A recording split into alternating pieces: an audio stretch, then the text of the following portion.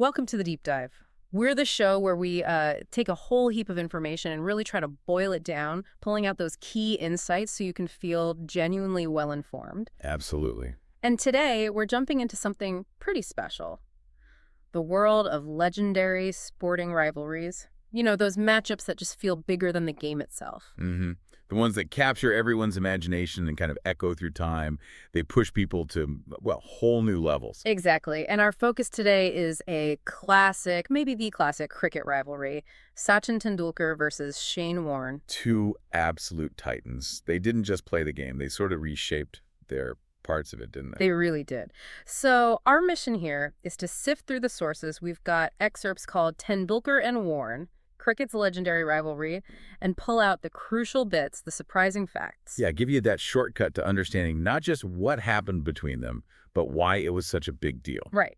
So let's get into it. Where does this story, this legendary rivalry, actually begin? Well, the first sort of competitive spark, you could say, goes way back, January 1992, Sydney Cricket Ground. Okay. Shane Warne's making his Test debut for Australia against India. Ah, okay. And Tendulkar, he was already around then, wasn't he? Oh, yeah. And here's the kicker. In that very same match, Warne's debut, a young Sachin, barely 18, I think, Right. he announces himself with this incredible unbeaten 148.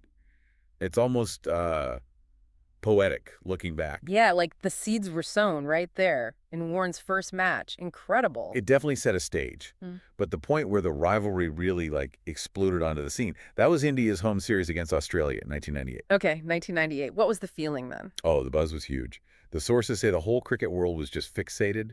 It was billed very simply as Sachin versus Warne. Just those two names. Pretty much. The feeling was whoever came out on top in that personal battle, well, that would probably decide the whole series. And by 98, Warren wasn't the new kid anymore, was he? Not at all. He'd already delivered that ball to Mike Gatting in 93. The ball of the century. Yeah. Exactly. So he was established. A massive threat. A game changer. The anticipation for him versus Tendulkar was just immense. So that leads us to Chennai, right? The first test of that 98 series. That's the one. March 1998, M.A. Chidambaram Stadium in Chennai. It's often described as the crucible, the place where this rivalry was really forged in the heat of battle. And Warren struck first, didn't he? Got Tendulkar out cheaply in the first inning. He did. Drew first blood, as they say, dismissed him for just 4 runs. You can almost feel the pressure ratchet up. But then the turnaround. How did Tendulkar flip the script so dramatically in the second innings? It wasn't just luck, was it? Oh, absolutely not. This is where Yeah. you see Tendulkar's incredible preparation. He didn't just walk out hoping for the best. What did he do? He actually went and worked specifically with Laxman Sivaramakrishnan, the former Indian leg spinner. Ah, okay. Practicing against leg spin. Exactly. But specifically, practicing at the MRF Pace Academy in Chennai against balls bowled from around the wicket, targeting those rough patches outside the leg stump that Warne was famous for exploiting. He simulated it. Wow, so he was anticipating Warren's exact strategy. He was ready. So when Warne inevitably came around the wicket in that second innings, Tendulkar had a plan. He just repeatedly smashed him against the spin over mid-wicket, again and again. And the result? A phenomenal, unbeaten 155, scored off just 191 balls. It wasn't just about the runs, though.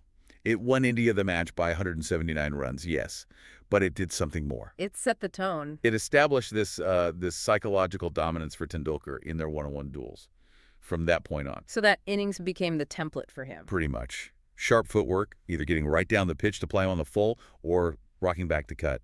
He found ways to just neutralize the spin. It was described as ruthless precision. It's fascinating. And when you look at the actual numbers, the head-to-head stats, they're pretty startling, aren't they? They really are. Across 29 international matches where they faced each other, Warne only dismissed Tendulkar 4 times. Just 4 times? Against Shane Warne. 4 times. Think about that. Warne, one of the greatest wicket takers ever. It just shows Tendulkar's mastery, especially over leg spin. It's extraordinary. And just to give people a sense of their overall stature, Tendulkar's career numbers are mind-boggling. Oh, completely. 664 international games, over 34,000 runs, and that famous 100 international centuries. Unbelievable. And Warne. Also legendary stats. 339 internationals, 1,001 wickets. He was the second highest Test wicket taker ever when he retired. Just, giants of the game. But the story isn't just about the on-field battles, is it? There was something else going on. Exactly. That's what makes this rivalry, I think, so compelling. Despite how fierce it was on the pitch, they actually had this strong friendship, this mutual respect off it. Yeah, you hear about that a lot. Warren's famous quote after that '98 series always sticks with me. The Nightmares one. Yeah. Admitting he had nightmares of Sachin just running down the wicket and belting me back over the head for 6. I mean, coming from Warne, that's huge respect. It absolutely is, and it flowed both ways completely. When Warne sadly passed away in 2022, Tendulkar's tribute was incredibly moving. What did he say? He talked about their memorable battles on the field Yeah. and equally memorable moments off it. He said, I miss you not only as a great cricketer, but also as a great friend. And he added something about Warne making heaven more charming with his humor to show the depth of their connection. That's really something. And wasn't there a funny story about spicy food? Yeah. Apparently Warne was having dinner at Tendulkar's place in Mumbai once and just couldn't handle the spice. No, dear. But he was too polite to say anything. Apparently he was subtly trying to get Tendulkar's manager's attention for help without making a fuss. That's brilliant. Just shows that human side, beyond the legends. For sure. And their paths crossed again later, didn't they? In a different arena. Right, the IPL, the Indian Premier League. Yeah, suddenly there were captains facing off against each other. Tendulkar leading Mumbai Indians, Warne leading Rajasthan Royals. So, a new chapter. How did that play out? Well, they played against each other, I think, 6 times between 2008 and 2011. The dynamic shifted a bit, obviously. More team strategy than individual duel. Exactly. It was more about the captains trying to outthink each other, leading their whole teams.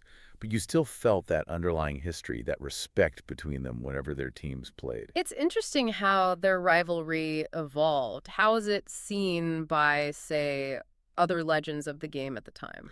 Well, you can't get much more legendary than Sir Don Bradman. True. And apparently, even before that huge 1998 series, Bradman himself wrote in letters expressing excitement about it. Really? What did he say? He wrote something like, Tendulkar is probably the best bat in the world, and his battles with Warne should be fascinating. High praise indeed. Wow, for Bradman himself. So when we look back at the whole thing, what's the lasting impact? What's the legacy? I think the sources really frame it as representing cricket at its finest. It wasn't just a competition. It was 2 masters pushing each other constantly. And elevating the game in the process. Absolutely. They made each other better. Their duels captivated everyone, brought a new level of strategic thinking perhaps, and certainly inspired countless others. It became more than just cricket matches. Definitely. It was a phenomenon. And while, statistically, you'd have to say Tendulkar came out on top in their head-to-heads. Which Warren himself admitted, right? He did. Very openly. He called Sachin easily the best player over the last 20 years and one of the all-time greats. He even ranked him clearly #1 in his time, ahead of Brian Lara. Incredible respect. It really is. But the key point is, both of them benefited hugely from having such a high-caliber rival. It pushed them. So the rivalry itself is the legacy, in a way. I think so. It remains a benchmark for those great individual contests. It showed you could have this incredibly fierce competition, but also genuine friendship and respect. Excellence, respect, that constant push for greatness. Exactly. All those things wrapped up in one captivating duel. This whole deep dive really highlights that, doesn't it? That the greatest rivalries aren't just about winning or losing, but about that shared drive, that mutual respect. It makes you think, really, what actually turns a simple game or competition into something more almost like an art form, where the opponents force the best out of each other, yet somehow build a bond that goes way beyond the results. Yeah, and what can we take away from a rivalry like theirs, so intense yet so respectful, about how we handle competition and relationships in our own lives? Something to ponder, for sure.